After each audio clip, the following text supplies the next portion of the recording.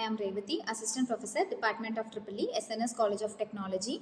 In this lecture series video of Fundamentals of Electrical and Electronics Engineering, today's topic is Uninterruptible Power Supply, so which is commonly known as UPS. So, backup powers protect devices from interruption, ensure clean and stable supply. So, what is an UPS? Why we need UPS? User need in power backup system, need for reliable uninterrupted supply, and use UPS designing concept. We are all gonna discuss about these topics in this video. So, uninterrupted power supply is a problem faced by the users. Frequent power failures, sensitive electronic loads, voltage fluctuations, sudden shutdowns of devices, data loss in computers. These are all the important factors which leads to a power supply cut. So, avoiding all those problems, we are using an uninterrupted power supply for the continuous power supply. So, voltage drop, voltage spike or power outage is major causes for the usage of UPSs. So, what are all the, why we are need the uninterrupted power supply is it acts as a backup power capacity, runtime requirement, voltage regulation and protection, scalability and monitoring.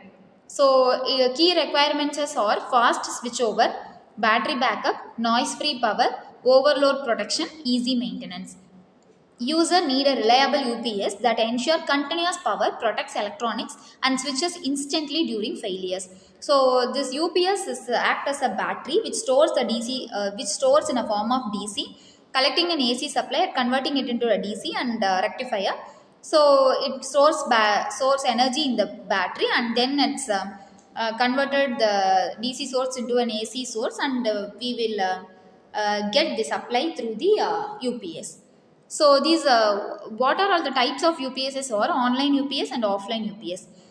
In the residential area, we are using a wide variety of offline UPS.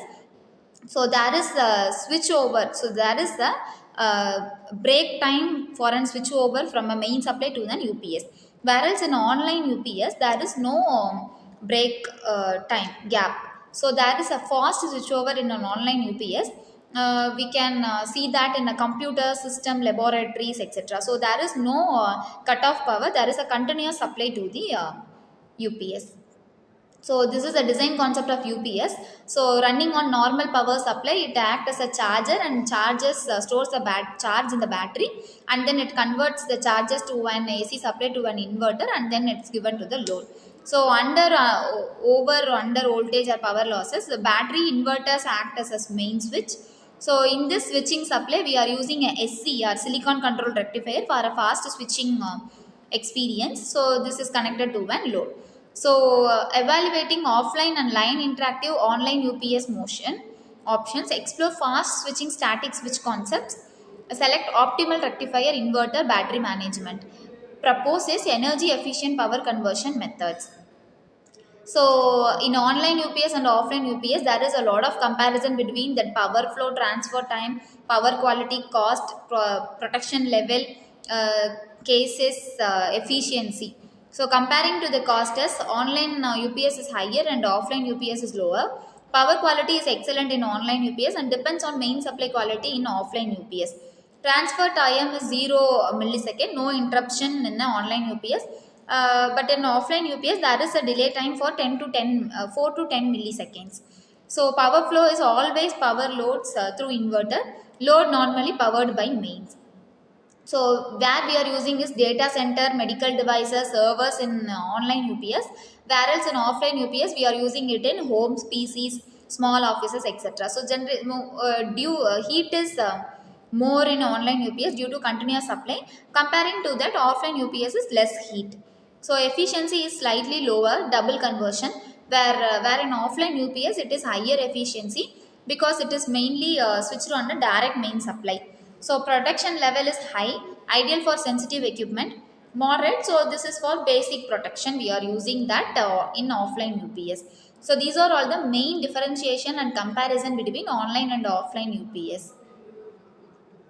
So in line interactive UPS, optimal battery charges for longer backups life, Identify fast switching mechanism to reduce transfer delay. Consider energy efficiency inverter designs. Include surge protection and brownout correction. So explore automatic voltage regulator AVR integration systems are all used in the line interactive UPSs.